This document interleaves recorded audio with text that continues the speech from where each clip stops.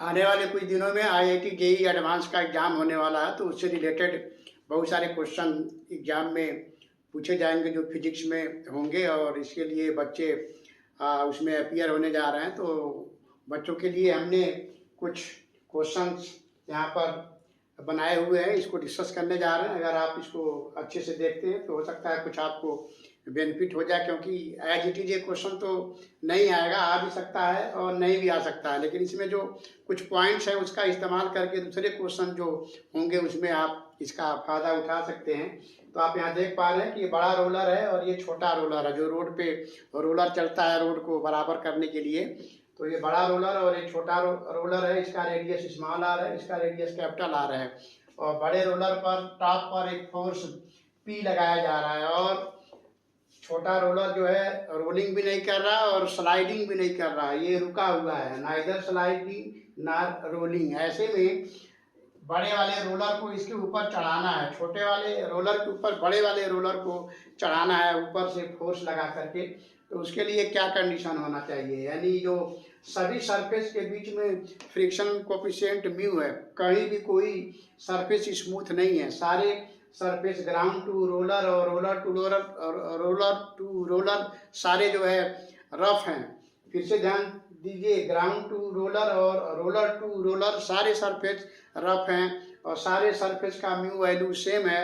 इसलिए जो ऊपर टॉप पर जब फोर्स लगाया जा रहा है बड़े वाले रोलर पर, और छोटा वाला रोलर रोलिंग भी नहीं कर रहा है, स्लाइडिंग भी नहीं कर रहा है, और बड़े वाले रोलर को उसके ऊपर खींच करके ऊपर फोर्स P लगा करके चढ़ाना है, उस पर ले जाना है, उसके ऊपर चढ़ा लेना है, और उसके ऊपर फिर उधर भी गिराया जा सकता है। तो इस कंडीशन में पूछ रहा है कि म्यू आर और स्मॉल आर में क्या रिलेशन होगा। तो यहाँ पर हम एक डायग्राम बनाए हुए हैं। अब यहाँ पे देखिए, जब बड़ा वाला रोलर छोटे वाले रोलर के साथ कांटेक्ट में होगा तो ये दोनों के सेंटर के बीच की ये जो दूरी होगी वो capital R plus small r होगा।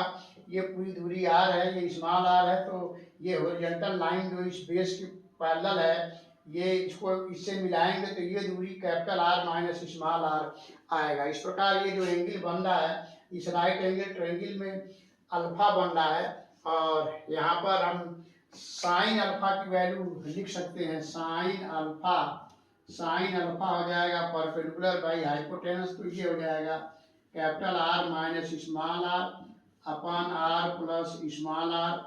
और ये जो बेस है इसकी लंबाई जब आप निकालेंगे तो बेस जो होगा ये हो जाएगा इसका स्क्वायर माइनस इसका स्क्वायर का रूट वैल्यू जब आप करेंगे तो बेस, इसका नाम हम लिख दे रहे हैं AO2। तो AO2 हम निकालेंगे तो ये हो जाएगा रूट में capital R plus small R का whole square minus capital R minus small R का होल स्क्वायर। और इसको सॉल्व करेंगे तो अंदर आएगा 4 कैपिटल आर स्मॉल आर, अंदर आएगा 4 कैपिटल आर स्मॉल आर। और जब उसका रूट निकालेंगे तो वो हो जाएगा 2 रूट में कैपिटल आर स्मॉल आर, तो बेस निकल गया। तो यहाँ से कॉस अल्फा की वैल्यू भी आप निकाल सकते हैं। तो कॉस अल्फा हो जाएगा 2 रूट में capital R small r upon capital R plus small r.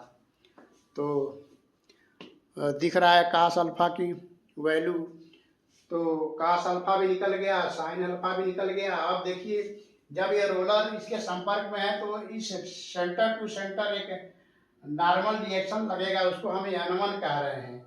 और छोटा वाला ये स्मॉलर रोलर है, स्मॉलर रोलर, इसके लिए डायग्राम बना हुआ है जिसका सेंटर O2 यहाँ पे दिखाया गया है, बड़े वाले का सेंटर O1 दिखाया गया है। स्मॉलर ये बिग रोलर है, बिग रोलर।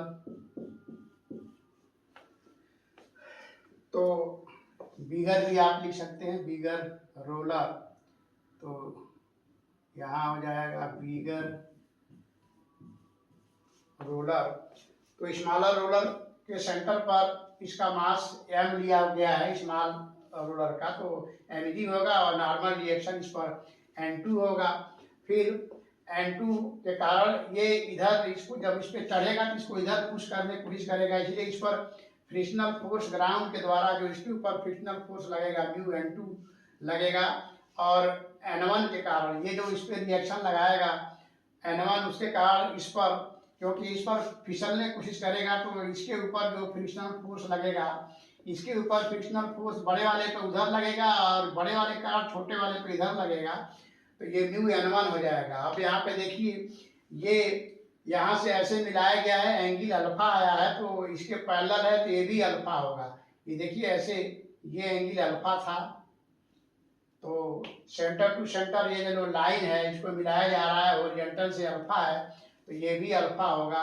ये अल्फा है तो ये 90 माइनस अल्फा हो जाएगा, ये 90 माइनस अल्फा है तो ये भी 90 माइनस अल्फा हो जाएगा।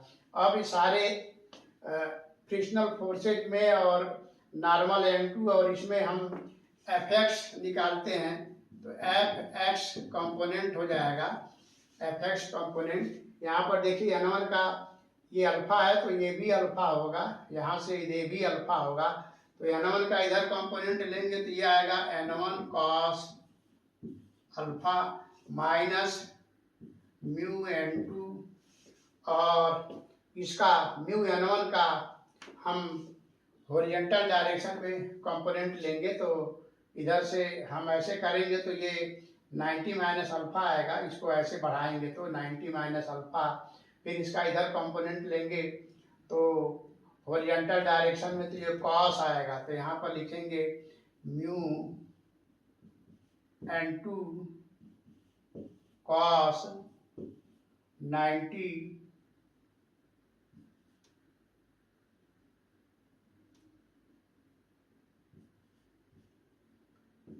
डिग्री माइनस अल्फा, और इस सब को हम जीरो करेंगे तो यहाँ पर सॉल्व करते हैं तो ये वैल्यू देखिए आ जाएगा N1 cos alpha minus mu N2 minus mu N2 sine alpha, और ये इक्वल टू जीरो होगा।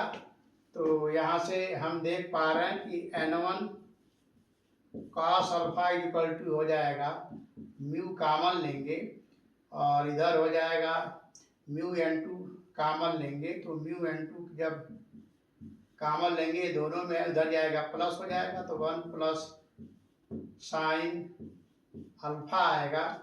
अब हम सारे फोर्सेज का O2 यानी स्मॉलर जो रोलर है उसके सेंटर के अबाउट टॉर्क लेते हैं। जब सेंटर के अबाउट टॉर्क लेंगे तो समेशन टॉर्क जो होगा N2 म्यू N2 r दूरी पर है, रेडियस ये यहाँ से यहाँ तक r है, स्मॉल r है, ये इधर करेगा और ये इधर घुमाने की कोशिश करेगा। N1 का टॉर्क जीरो होगा, N2 का भी जीरो होगा, Mg का भी टॉर्क जीरो होगा, केवल म्यू N1 और म्यू N2 का टॉर्क होगा। तो म्यू N1 का टॉर्क हो जाएगा म्यू N1, ये भी स्मॉल r से मल्टीप्लाई करेंगे और ये इक्वल टू जीरो होगा।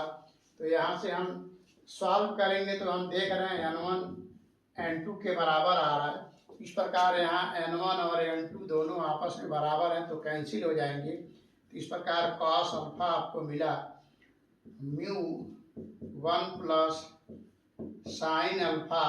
कॉस अल्फा की वैल्यू आप यहाँ से निकाल चुके हैं 2 root capital R small r upon capital R plus small r mu time यहाँ पर 1 प्लस साइन अल्फा की value r minus small r capital R plus small r।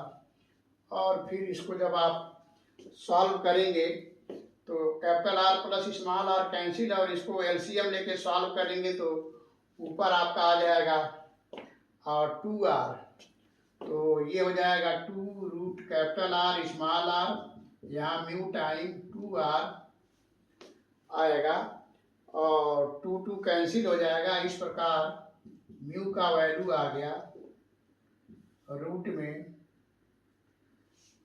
Small r by capital R, तो ये हुआ mu का value.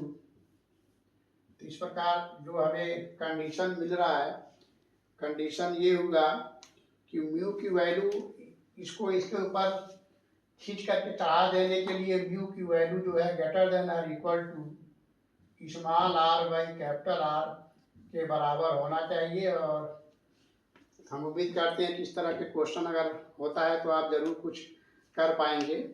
तो अगर आप इसका स्क्रीनशॉट लेना चाहें तो ले सकते हैं। तो फिर मिलते हैं नेक्स्ट वीडियो में किसी और एडवांस लेवल के क्वेश्चन के साथ। तब तक के लिए